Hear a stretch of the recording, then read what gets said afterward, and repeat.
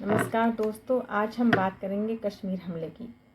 कश्मीर के पहलगाम में पर्यटकों को उनके धर्म के आधार पर निशाना बनाकर किए गए आतंकी हमले में 28 लोगों की जान चली गई और कई घायल हो गए। आतंकियों ने हत्या करने से पहले पुरुष पर्यटकों से पता किया कि वे हिंदू हैं अथवा मुसलमान। पुरुष पर्यटकों के कपड़े उतारकर यह पुष्टि किया कि वे मुस्लिम तो नहीं हैं। कुछ पर्यटकों से कलमा सुनाने की भी मांग की गई और उसे सुनाने में असमर्थ लोगों की हत्या उनकी पत्नी और बच्चों के सामने ही कर दी गई। इस आतंकी हमले की कई हृदय विदारक तस्वीरें सामने आई हैं। कहीं 3 साल का बच्चा अपने पिता के लहूलुहान शव पर बैठा रो रहा है, तो कहीं भारतीय नौसेना के एक अधिकारी की नवविवाहिता अपने मृत पति के शव के पास अकेली असहाय बैठी नजर आ रही है। मृतकों एवं घायलों में खुफिया विभाग के एक अधिकारी, भारतीय नौसेना, वायुसेना आदि सुरक्षा बलों से जुड़े अधिकारी भी शामिल हैं, जो अपने परिवारों के साथ छुट्टियां मनाने पहलगाम गए थे। इसका अंदेशा है कि आतंकियों को पर्यटन व्यवसाय से जुड़े स्थानीय लोगों ने उनके वहां होने की मुखबरी की हो। इन आतंकियों को शरण भी स्थानीय लोगों ने दी होगी।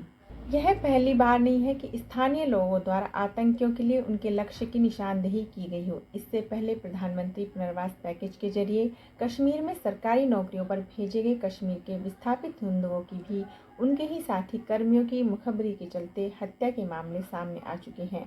ऐसी ही भेदियों की वजह से सैन्य बलों पर भी कई हमले हो चुके हैं। कश्मीर में हिंदुओं को निशाना बनाने की यह पहली घटना नहीं। जून 2024 में रियासी में शिवखोड़ी मंदिर से लौट रहे तीर्थयात्रियों की बस पर आतंकियों ने घात लगाकर हमला किया था। उसमें 9 तीर्थयात्रियों की मौत हो गई थी।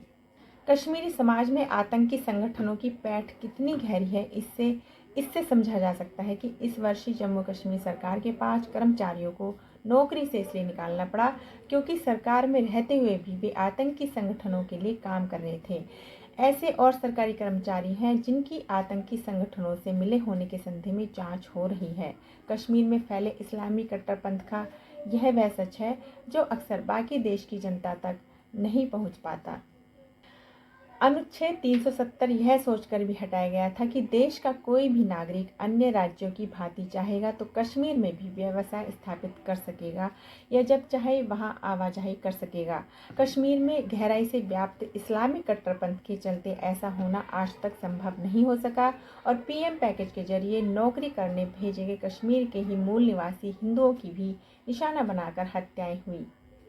यह यही सिद्ध करता है कि कश्मीर केवल राजनीतिक या संवैधानिक समस्या नहीं है और न ही उसे पारंपरिक सैन्य कार्रवाई से नियंत्रित किया जा सकता है। कश्मीर में तब तक पूर्ण रूप से शांति स्थापित नहीं हो सकती जब तक जिहादी कट्टरपंथ से ग्रस्त कश्मीरियों का वैचारिक उपचार न हो। चीन अपने मुस्लिम बाहुल्य शिनजियांग प्रांत में यही कर रहा है। चीन की कम्युनिस्ट सरकार अलगाववादी एवं आतंकी विचारधारा की गिरफ्त में आ चुके लोगों को पुनर्शिक्षण कैंपों में भेजती है। इन कैंपों में ऐसे लोगों के मन मस्तिष्क में भर चुकी कट्टरपंथी जिहादी विचारधारा को निकाला जाता है। उन्हें गैर मुसलमानों के प्रति मानवीय संवेदनाएं रखने की शिक्षा दी जाती है। चीन के इस अकेले मुस्लिम बहुल प्रांत में इस्लामी शिक्षा पर सरकारी नियंत्रण है और वहाँ के मस्जिद मदरसों में इस्लामी मान्यताओं या मजहबी शिक्षा के नाम पर कोई भी ऐसी चीज़ नहीं पढ़ाई जा सकती जिससे कि गैर मुसलमानों के प्रति घृणा की भावना पनपे अथवा मजहब के नाम पर चीन से अलगाववाद की मानसिकता जन्म ले। यही कारण है कि जहां कई युद्ध लड़ने के बाद भी इजराइल जिहादी आतंक को पूरी तरह नष्ट नहीं कर पाया है, वहीं चीन ने शिनजियांग में इस्लामी आतंकवाद को पूरी तरह काबू कर लिया है। दुर्भाग्यवश जम्मू कश्मीर में दशकों से आतंकवाद जूझते भारत ने सैकड़ों नागरिक और सुरक्षा बलों के जवान गंवाने के बाद भी जिहादी आतंकी विचारधारा के स्रोतों पर कोई लगाम नहीं लगाई है।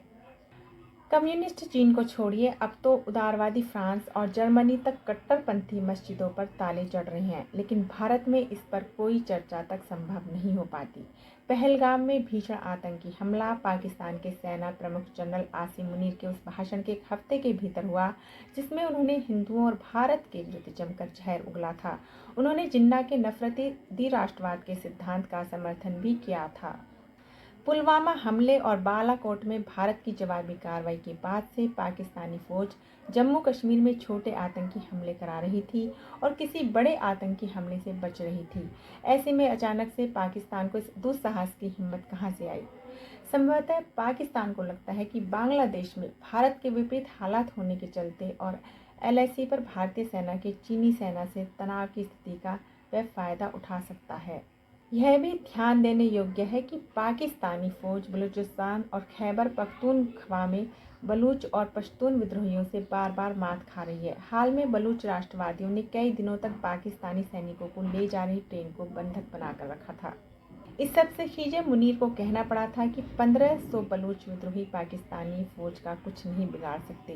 भारत को चाहिए कि पाकिस्तान के विरुद्ध ऐसी सैन्य कार्रवाई करे जिससे पाकिस्तान को मजबूर होकर अपने सैनिक बलूचिस्तान और खैबर पख्तूनख्वा से हटाकर भारतीय सीमा पर लाने पड़े और इसका लाभ बलूच और पश्तून उठा पाएँ।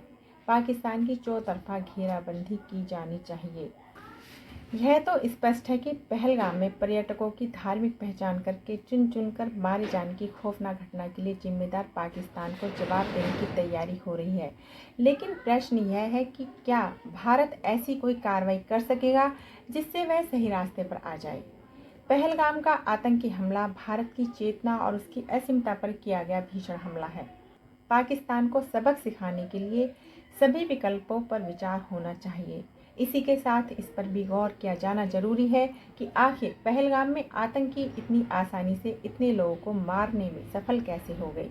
यह सही है कि हाल के समय में कश्मीर के हालात सुधरे थे, लेकिन ऐसा भी नहीं था कि आतंकी हमलों का अंदेशा पूरी तौर पर खत्म हो गया हो। यह तथ्य है कि जम्मू कश्मीर में छिटपुट आतंकी हमलों के साथ सीमा पार से आतंकियों की घुसपैठ भी हो रही थी। सीमा पार से आतंकियों की सक्रियता भी जारी थी। ऐसे में भारत सरकार, सुरक्षा बलों और खुफिया एजेंसियों को और सतर्क रहना चाहिए था। यह मानने के पर्याप्त कारण है कि कश्मीर में जब बड़ी संख्या में पर्यटक पहुंच रहे थे, तब वहां जैसी चौकसी बरती जानी चाहिए थी, उसका अभाव व्याप्त हो गया। जब पहलगाम में पर्यटकों के पसंदीदा ठिकाने पैसरन में आतंकियों ने लोगों को घेरा और उनसे पूछताछ करनी शुरू की, तब वहाँ सुरक्षाकर्मी नहीं थे। इसके बाद जब उन्होंने गोलियां बरसानी शुरू की, तब भी उन्हें रोकने टोकने वाला कोई नहीं था। जब आतंकी लोगों को मारकर चले गए, तब सुरक्षा बल वहाँ पहुँचे और वे भी इतनी देर से कि तब तक आतंकी गुम हो गए। यह घटनाक्रम तो यही इंगित करता है कि शायद यह मान लिया गया था कि कश्मीर में अब कहीं कोई खतरा नहीं। सवाल केवल सुरक्षा व्यवस्था में कमी का ही नहीं है, खुफिया एजेंसियों की चौकसी का भी है। आखिर वे इसकी अनदेखी कैसे कर गईं कि कश्मीर में आतंकी और उनके खुले छिपे समर्थक मौजूद हैं और वे अपनी हरकतों से बाज नहीं आ रहे हैं। किसी को इसका भी भान होना चाहिए था कि देश में जब जब कोई बड़ा विदेशी अतिथि आया है, तब तब आतंकियों ने कश्मीर में खून बहाया है। अमेरिकी उपराष्ट्रपति के भारत दौरे को देखते हुए तो कश्मीर में अतिरिक्त सतर्कता बरती जानी चाहिए थी।